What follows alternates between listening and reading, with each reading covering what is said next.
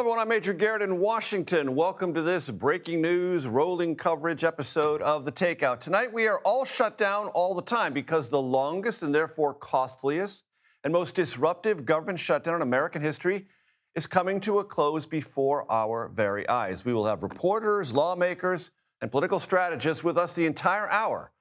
All of this has a kind of fluid and improvisational feel because schedules can shift at a moment's notice, and if they do, we will shift with those schedules. Right now, at this moment, we are tracking a key House procedural vote that will pave the way for final passage of the shutdown-ending legislation. President Trump has promised to sign that legislation as soon as it makes its way from Capitol Hill to the Oval Office. Because this is government in action, the pictures lack a certain cinematic excitement and drama, but that is of little concern to federal employees and contractors eager, if not desperate, for the government to reopen so they can be paid. Ditto to those who receive supplemental nutrition benefits now suspended for lack of funding. Pop-up food banks and long lines at existing food banks, one of the many self-inflicted wounds of this bout of government paralysis. And the airlines, they are at this very hour awaiting permission from the Transportation Department to begin rebuilding schedules, and also permission not to cancel any more flights. Yesterday and today, air traffic controller attendance picked up, and that's a good sign. Our senior transportation correspondent, Chris Van Cleve, tells us U.S. airlines will need at least 24 to 48 hours to return to full flight schedules, and it's worth noting they are eager to do just that because canceled flights deprive them of revenue that can never be recouped, not to mention the hassles they inflict and have inflicted on those with places to go. All shutdowns waste money. Millions upon millions in the form of lost revenue, late fees, and extra administrative efforts to get things back up and running and deal with assignment backlogs. Separately, the Congressional Budget Office says this shutdown sucked at least $11 billion out of the U.S. economy. We begin where else? With Nikole Killion paying very close attention to the House of Representatives. Nikole, there's been a lot of things going on the Hill today, and I know you're going to outline what's going to go on tonight, but first I want to play for you some sound, and for our audience, an exclusive interview our colleague John Dickerson did with the House Democratic leader, Hakeem Jeffries. Let's listen. What do you hear from your constituents about those 8 senators? Well, I haven't heard actually from our constituents about those 8 senators, but what I have heard is keep up the fight. Protect the health care of the American people. Address this crisis. And America's too expensive. And we can't afford basic necessities. And housing costs are too high. Grocery costs are too high. Utility bills and electricity bills are through the roof.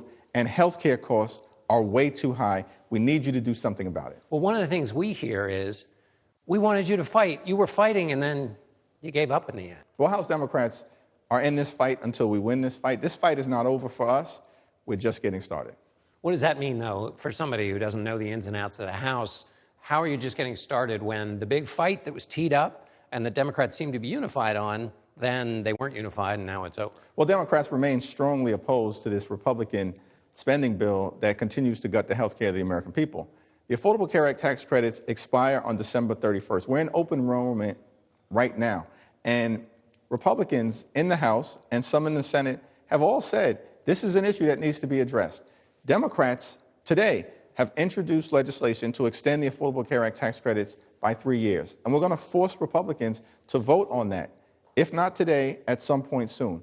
We have to, Republicans claim that they want to extend the Affordable Care Act tax credits. They'll have an opportunity to do so since their leadership refuses to do that. Quick programming note, you can watch more of that interview with Hakeem Jeffries on the CBS Evening News tonight. Nikole, walk us through, diagram the night for us ahead. Well, hopefully it will move relatively quickly. You know, we expect procedural votes to get underway in short order, with that final vote occurring on this continuing resolution to keep the government funded through late January. Later this evening, the White House has already indicated that the president is at the ready to sign this bill as soon as it is passed. But it's worth noting that while Speaker Johnson remains confident that he has the votes to clear this message, it really will be on on him to carry this vote because the Democratic leader has indicated that Democrats are strongly opposed to this measure precisely because it does not include any type of measure to deal with this health care issue, these expiring subsidies under the Affordable Care Act. So for that reason, most Democrats are expected to oppose this package. And very quickly, Nikole, the leader of the Democrats in the House, Hakeem Jeffries, told our John Dickerson that there's legislation. It's a discharge petition House Democrats have put forward today on this idea of extending the Obamacare tax credits. Explain to the audience what that means. Yeah, that's right. In fact, we also spoke with Leader Jeffries about that discharge petition just before he filed it. And, you know, what he told me is that this is really an attempt to extend these Affordable Care Act tax subsidies for the next 3 years to provide some certainty to those folks out there who are having to sign up for their insurance now, facing these rising premiums. So to guarantee some additional certainty. And I asked the leader whether this means that he will not negotiate with Republicans on this issue if he's putting this discharge petition forward to try to force a vote. But he said, you know, we remain open to negotiating with Republicans, so we will see if that comes to pass. We know there are certainly discussions expected to happen here in the Senate.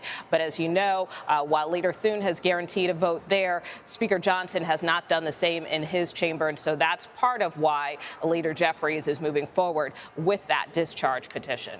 Nikole Killion on Capitol Hill, thank you so very much. What you saw on split screen, ladies and gentlemen, continued debate on the House floor about the